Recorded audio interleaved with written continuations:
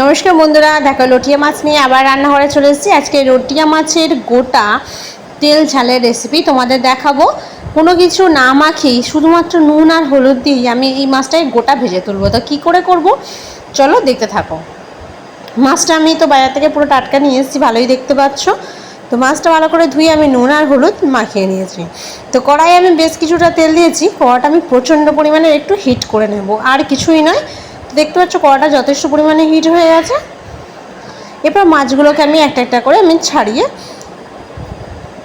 একটু সরিয়ে দিয়ে আমি পুরো অনেক কটা মাছ আমি একসঙ্গে দিয়ে দেবো, দিয়ে ভালোভাবে ভাজতে থাকবো। একটুও কিন্তু আমি আগে নাড়াইনি। তো একবারে আমি দেখো তুলে দিলাম মাছগুলো। দেখেছো একটাও মাছ ভেঙে যায়নি, সব কটাই গোটা গোটা উঠেছে। সেটা তোমরা লাস্ট বারেই বুঝতে পারবে। তো দেখতে পাচ্ছ আমার লটিয়া মাছটা পুরো গোটা ভাজা হয়ে গেছে। এরপর আমি তুলে নিচ্ছি। এইভাবে তোমরাও একটু ভাজবে, তাহলে দেখবে সম্পূর্ণ কোনো কিছু মাখানো ছাড়াই গোটা ভাজা তুলতে পারছো।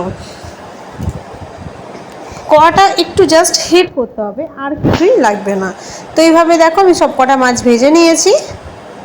দেখো একটুও কি ভেঙে গেছে, পুরোপুরি গোটা আছে কত ভালোভাবে, একদম সুন্দরভাবে। তো কড়াটা আমার মাছ ভাজা তো রেডি, সেই জন্য কড়াই আর একটু তেল দিয়ে দিলাম। দিয়ে একটা ছোট্ট সরু করে আলু দিয়েছিলাম আমি, দিয়ে আলুটা আগে ভালো করে আমি তেলের মধ্যে ভেজে নেব। ভালো করে তেলের মধ্যে নেড়ে চেড়ে ভেজে নিলে তারপরে যেই আলুটা ভাজা হয়ে যাবে, এরপর দিয়ে দেবো একটা গোটা বড় সাইজের পেঁয়াজ কুচানো, দিয়ে আলুর সঙ্গে আমি ভালো করে ভাজতে থাকবো নেড়ে চেড়ে।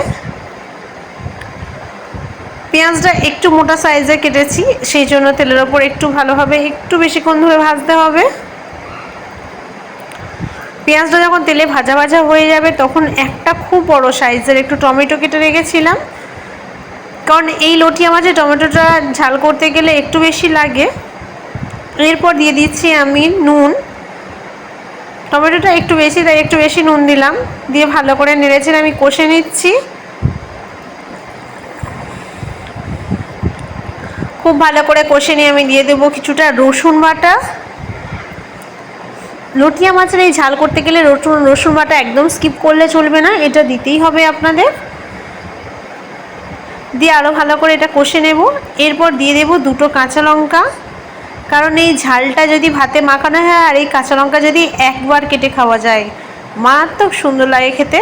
তো এরপর দিয়ে দিচ্ছি হলুদ গুঁড়ো, দিয়ে তো দিয়েছি। এরপর লঙ্কা গুঁড়ো দিচ্ছি হালকা গোলমরিচ গুঁড়ো। গোলমরিচ গুঁড়োটা একটু বেশি দিলাম। দিয়ে ভালো করে আমি এটাকে কষে নেব যতক্ষণ না তেল ছেড়ে আসে। তেল ছেড়ে এলে সামান্য একটু আধ কাপের মতো জল দেব, দিয়ে আলু ভালো করে নেড়ে ছেড়ে নেব। নিয়ে এরপর পুরোটা আমি জল দিয়ে দিচ্ছি। এরপর যে মাছগুলো ভেজে রেখেছিলাম গোটা, সেগুলো আস্তে আস্তে আমি এই ঝালের ওপর দিয়ে দেব। তো দিয়ে দিলাম, দেখো পুরোটাই আমার দেওয়া হয়ে গেছে। এরপর আমি এটাকে 5 মিনিটের মতো ফুটিয়ে নামিয়ে নেবো। দেখো একদম আমার লটিয়া মাছের তেল ঝালের রেসিপি রেডি। এরপর নামিয়ে নিচ্ছি, ঠিক এইভাবেই রাখবো। তো বন্ধুরা, আজকের ভিডিওটা এই পর্যন্তই ছিল। লটিয়া মাছের ঝালের রেসিপি কেমন লাগলো? খুব সুন্দর সুন্দর গন্ধ বেরিয়েছে। তোমরা প্লিজ, এই বর্ষাকাল লটিয়া মাছ সহজেই পাওয়া যায়, বাজার থেকে চটপট কিনে নিয়ে এসে এই রেসিপিটা বানিয়ে ফেলো ঝটপট। তো বন্ধুরা, ভাজার সময়টা শুধু একটু খেয়াল রাখলেই, এমন কিছুই কঠিন নয়। তো আজকে ভিডিও এই পর্যন্তই। ভিডিও ভালো লাগলে প্লিজ একটা লাইক দিয়ে চ্যানেলটা সাবস্ক্রাইব করে আমার পাশে থেকো। তো চলো বন্ধুরা, টাটা। আবার দেখা হচ্ছে অন্য রেসিপির অন্য ভিডিওতে। ভালো থাকবে।